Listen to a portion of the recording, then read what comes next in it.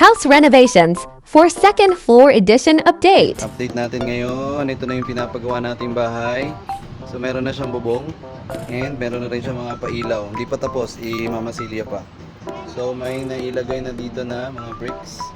So ito yung magiging daanan natin. And ayan, nakabit na rin itong ating drywall. So may gumagawa pa dito, si Sir. Ginagawa niya itong ating breaker. So ito pala yung entrance para sa dalawang kwarto. Tapos ito naman yung entrance para sa bahay natin. So ayan, di pa tapos. Nag-waterproofing pa sila. Tapos ayan yung ating ceiling. Di pa tapos pero dito ayan, natapos na. So may mga nakakabit ng ilaw. So meron tayong ano ba yan? Exhaust fan. So ayan, di pa tapos. Dito yung magiging countertop natin and itong ating stove and lababo. Tapos dito naman banda papunta na doon sa ating kwarto. So maliit lang talaga yung space natin. By the way, itong ilaw pala natin, kaya meron tayong ilaw ngayon kahit wala pang kuryente na nakatap dito sa taas, ay mga solar yan. Bili tayo ng solar para sa mga kwarto at saka sala natin. So di pa tapos. Oo nga! Ito pa hindi pa tapos yung ating CR. So ayan, yung ating kwarto. Ongoing yung pagmamasilya. So ito na yung magiging sala natin. Ay, dito yung sala natin.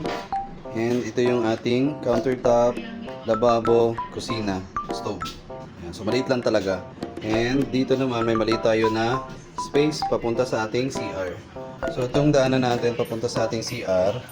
So yan, CR. Medyo malaki yung CR natin kahit paano. Hindi ko alam. Malaki yung CR, malaki yung ewan ko, maliligo kami ng malala dyan. Tapos, yan, nagka-camping muna sila kasi yun ang bago. Naka-coding kami ngayon, coding sa sasakyan kaya hindi kami pwedeng umuwi. Maghihintay kami hanggang alas 8. And ayan, nasimula ng mamasilya. Waterproofing na rin sila dito, riverside. Tapos dito naman, yan, may saksakan tayo ng aircon. So yun, tapos ito. So anyway, yan, yung pinagawa natin na bintana, ang sukat pala ng bintana natin nasa 120 by 120. Yung isa hindi pa nakakabit, ito yung bintana natin dun sa sala. So ito naman mga nandito, yan yung tiles natin sa countertop natin. Itong space na to, ito yung pinaka-kwarto natin. Ito na lang, ganito na lang kaliit, di ba? Limit na siya. So ito sa kabilang side, yung wall ng ng mga tenant. Pasok natin dito.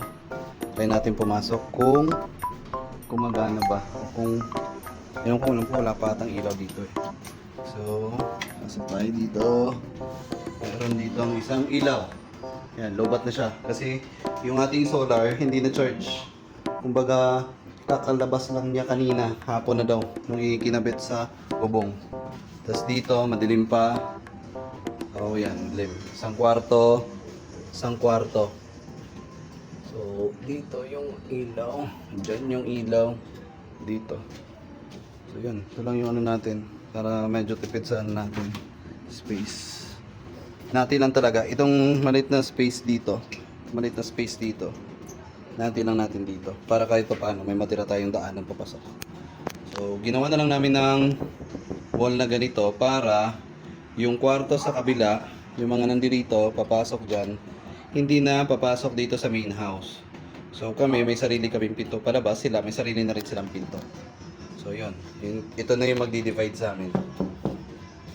Maliit lang siya pero at least matatawag nating atin.